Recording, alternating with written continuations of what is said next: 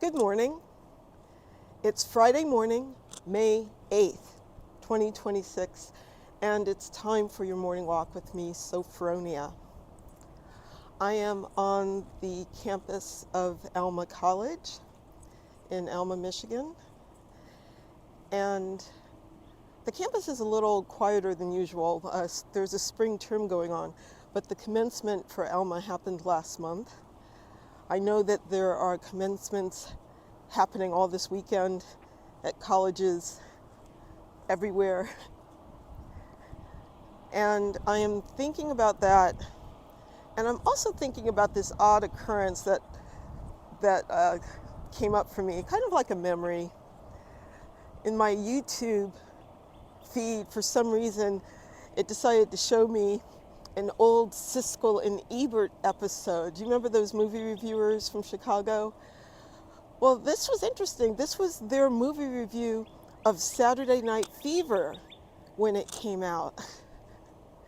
And some of you may know that I wrote an essay about that movie and about many other things. It was called Why I Must Dance Like Tony Manero.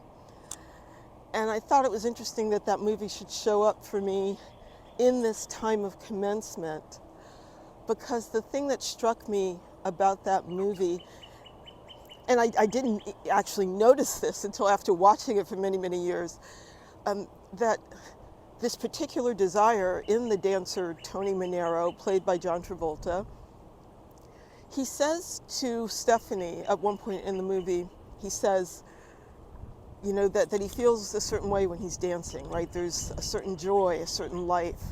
And he says, you know, this can't last forever. You know, he's almost 20 years old. I'm not always going to be able to dance like this. And he says, so what? Does that mean I'm not supposed to feel like this ever again? And that struck me. I thought that was such a profound thought. And I'm thinking about it again because commencement is such a time of possibility and hope. And we think about these young people graduating and how their lives are totally in front of them. And it's exciting. But at the same time, I'm asking the question, well, if you're older, if your commencement is many, many years behind you, I'm asking Tony's question. Does that mean that we're not supposed to have the same sense of possibility, of hope, of joy? And I am in Tony's camp when I feel that we are supposed to keep having these moments to feel that possibility. Now, I grant you, it may be harder to find those situations and those things that make us joyful. And I think Tony recognized that. But I'm all for keeping up the search. That no matter how old you are, that you can still look for what brings joy into your life. This week, I was looking at the opening of Toni Morrison's Beloved. And there's an elderly character in the very opening pages, the grandmother character, I believe her name is Baby Suggs. And even sick and lying on her deathbed, she has taken an interest in colors. And she asked for them. You know, do you have any lavender? Or pink if you have it.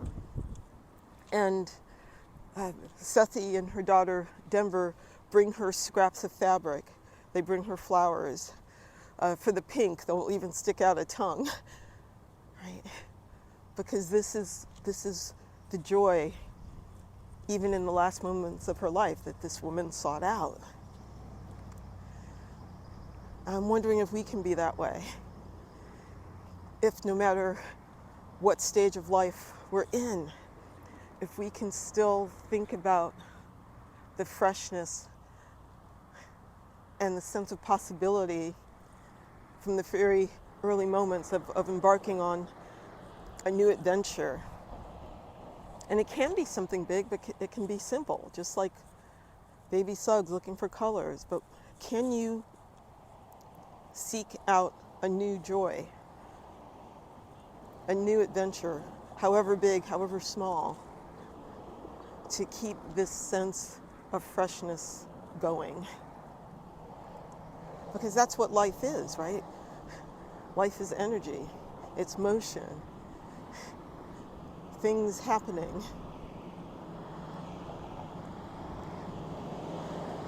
So I invite you, if you're living that now, congratulations. If you're not, I'm inviting you to find that little thing. And it may be unexpected. You know, recently I built a little model of a library, something I've never done before in my life. But it's on my bookshelf now, and it gives me an immense amount of joy to pass my bookshelf sometimes and turn on the light in that little teeny library. Anyway, I hope you have a beautiful weekend. If you're going to a commencement this weekend, congratulations to the graduates. I'm going to keep walking, and I'll see you again next week. Bye-bye.